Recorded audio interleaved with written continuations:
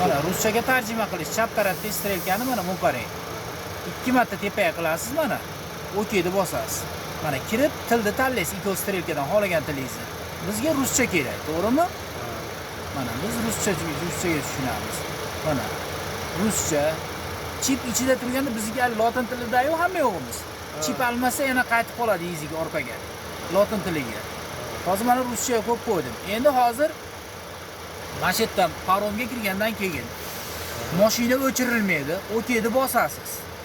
Qarang, pastga sanaysiz. Распечатка первый водитель нет, не надо. Распечатка второй водитель нет, не надо.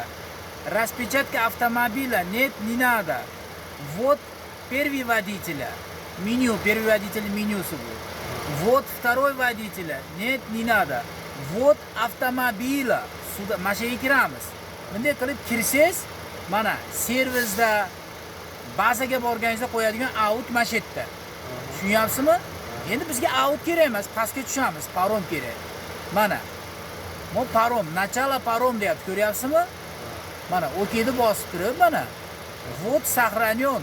Paromga qo'yildi, mana bu qarang. Endi orqaga qaytamiz. Mana menyuga qaytamiz. Mana paromning значок chiqdi, ko'rdingizmi? Paromga qo'yilgandan keyin mashina o'chiriladi mana. Bu qarang. Bo'ldi. Mana karta chiqarilmaydi. Yo'q, ichida turadi karta. Mana Ilyosbek, mana bu qarang, mana bo'ldi. Mana bo'ldi. Bizga karavot. Keyin dilini paromda mana paromga shunday qo'yib qo'yasiz.